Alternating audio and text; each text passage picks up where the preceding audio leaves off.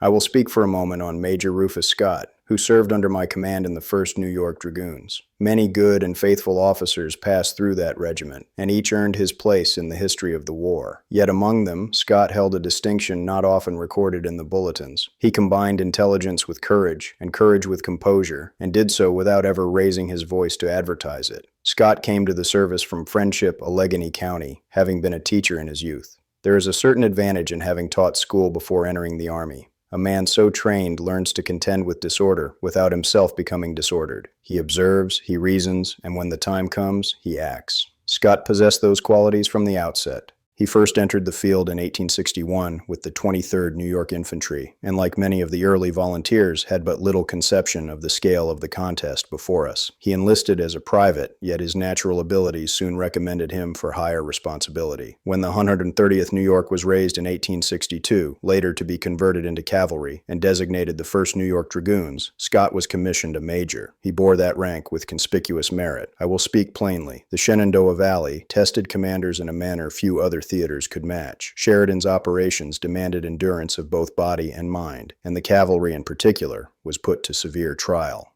In those months, Scott was wounded no less than 6 times. 4 of those injuries were received in the Valley Campaign of 1864, and still he refused to relinquish his duties until the necessity could no longer be ignored.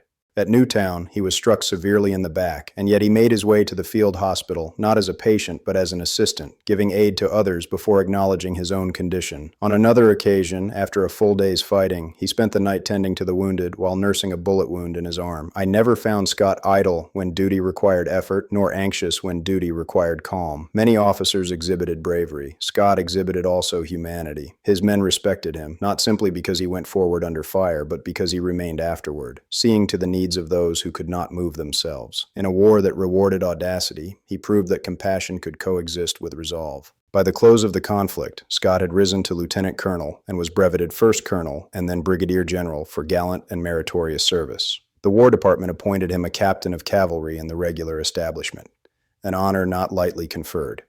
He declined it, choosing instead to resume the pursuits of peace.